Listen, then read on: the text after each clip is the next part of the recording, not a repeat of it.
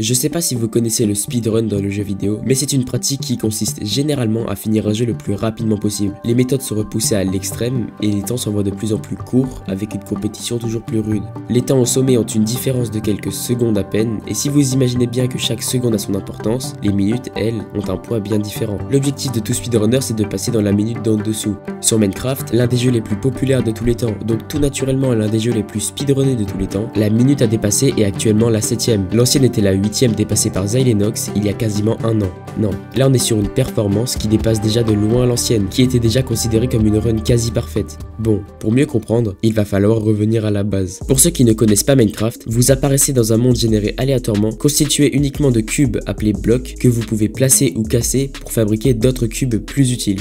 C'est tout. C'est d'ailleurs l'essence même du jeu. Seul ou à plusieurs, on se fabrique quelques outils, on va miner, on construit une belle maison. Bref, généralement quand on lance Minecraft, on n'a pas vraiment de but en tête. Le but n'est pas de finir le jeu car il n'a pas réellement de fin. Ou du moins, il y en a une mais celle-ci ne marque jamais réellement la fin du jeu, même si c'est son objectif. Elle consiste à éliminer l'Ender Dragon, une créature qui vit dans la dimension de l'End. Soit une tâche qui peut prendre plusieurs jours pour un joueur non initié au speedrun. Et d'ailleurs, quand vous voulez speedrun Minecraft, le timer se lance quand le joueur prend le contrôle du personnage et se stoppe quand le joueur prend le portail de fin. Entre ces deux points de l'aventure, il y a généralement quelques étapes obligatoires ou moins obligatoires que les speedrunners respectent forcément pour espérer se placer dans le top du classement. Mais ne vous inquiétez pas, je vais faire ça court. Pour commencer, dans Minecraft, il y a 3 dimensions. L'Overworld, soit la dimension dans laquelle le joueur apparaît, qui contient les ressources nécessaires pour rentrer dans la 2ème dimension, le Nether, qui contient elle aussi les ressources pour rentrer dans la 3ème dimension, l'End, dont l'unique but est de tuer l'Ender Dragon avec les ressources récupérées dans les 2 autres dimensions. Mais Minecraft existe depuis plus d'une décennie et tout naturellement, le jeu a changé. C'est pour ça qu'il y a toute une panoplie de versions différentes avec toutes des méthodes de speedrun différentes. Celle qui nous intéresse aujourd'hui, c'est la plus rapide d'entre elles, où son nom est Random Seed Glitchless 1.16. Ce qui veut dire que vous jouez sans bug dans la version 1.16 dans un monde généré aléatoirement. Et c'est bien cette partie de la phrase qui rend la chose extrêmement compliquée. Un monde aléatoire. Vous allez devoir speedrun un monde que vous ne connaissez pas. Ce qui montre bien que le speedrun de Minecraft met en jeu énormément de chance. Vous avez beau être le meilleur speedrunner du monde, si votre monde ne vous permet pas de finir le jeu rapidement, vous ne le finirez pas rapidement. Donc pour contrer l'importance de la chance dans une run, les speedrunners maîtrisent à la perfection ce qu'ils peuvent maîtriser à la perfection et génèrent des mondes en boucle afin de peut-être tomber sur le monde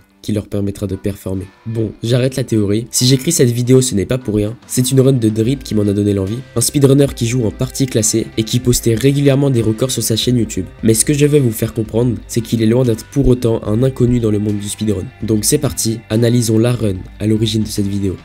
Dès les premières secondes de la vidéo, vous pouvez voir une interface que les speedrunners utilisent pour lutter contre le hasard, que vous n'avez pas si vous générez un monde normalement. Là, Drip génère plusieurs mondes à la fois. Pour choisir celui qui lui conviendra le mieux, il clique sur le monde qu'il a choisi et voilà.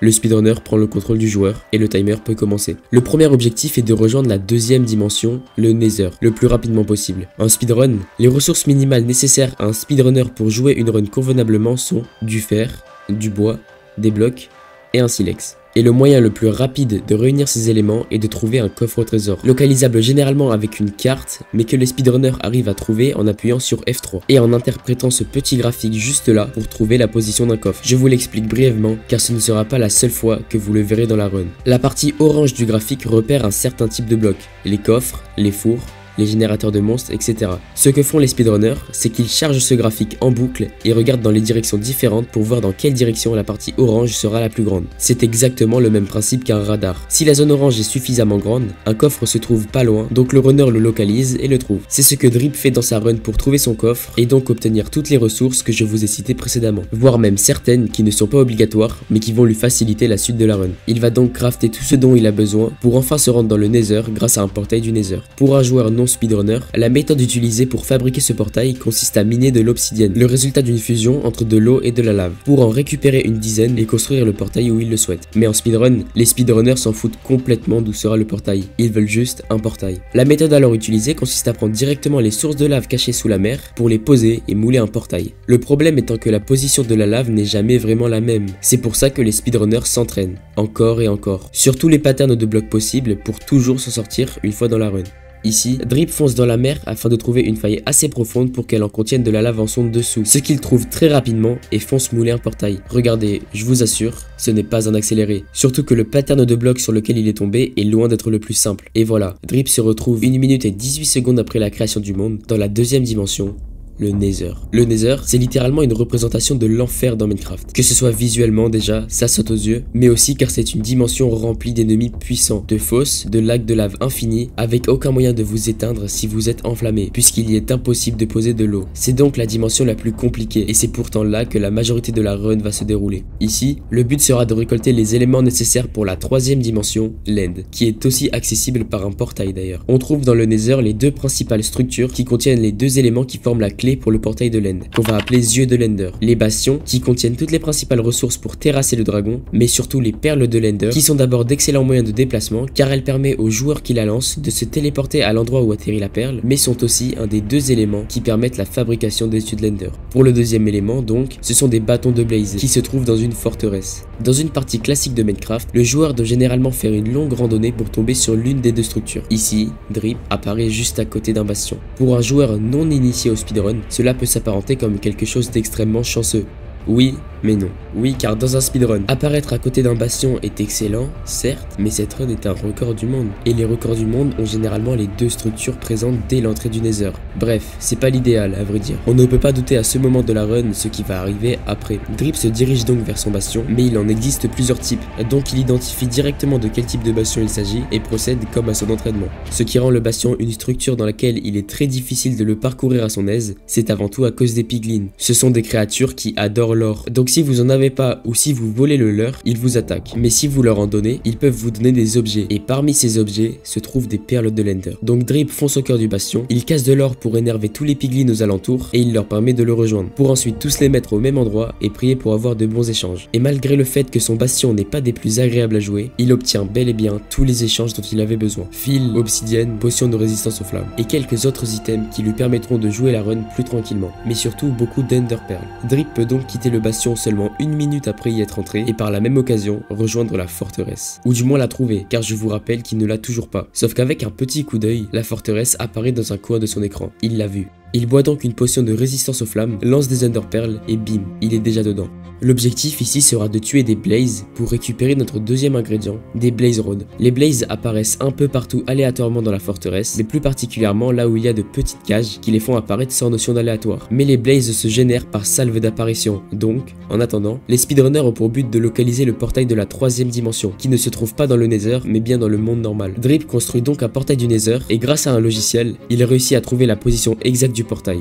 821 blocs. Mais comment s'y rendre? La méthode prévue par le jeu et que la plupart des joueurs utilisent consiste à lancer des yeux de l'Ender qui pointent grossièrement à la salle du portail de l'Ender et qui permettent de réussir à trouver sa position. Mais cette méthode comporte deux problèmes majeurs. Tout d'abord, les yeux de l'Ender ont une petite chance de casser lorsque vous les lancez, donc il en faut en quantité plutôt grande. Et surtout, c'est long, très long. Sauf qu'en speedrun, le joueur possède déjà les coordonnées exactes du portail. Et sur Minecraft, les dimensions n'ont pas les mêmes référentiels. Quand vous vous déplacez d'un bloc dans le Nether, vous vous déplacez en réalité de 8 blocs dans le monde normal. Donc 800 blocs, c'est égal à 100 blocs dans le Nether. Et 100 blocs, c'est à quelque chose près la distance qu'un lancer optimal d'Ender Pearl peut atteindre.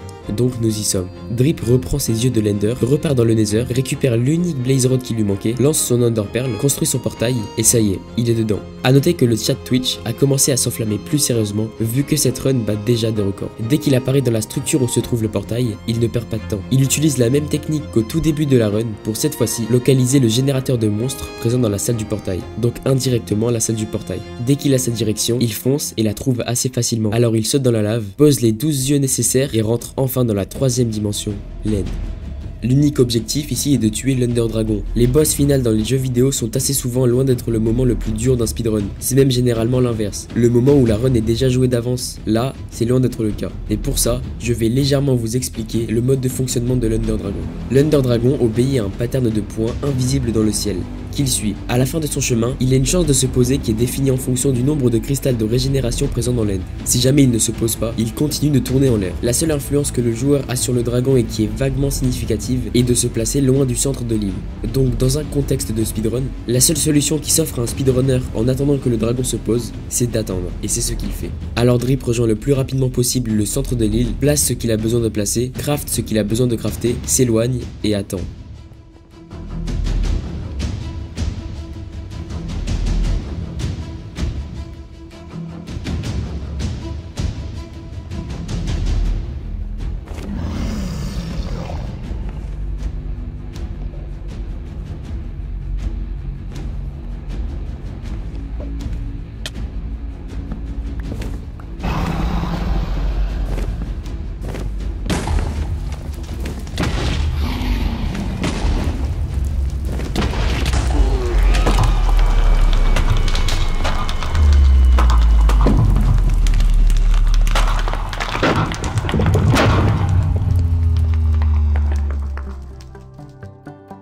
7 minutes et 1 seconde.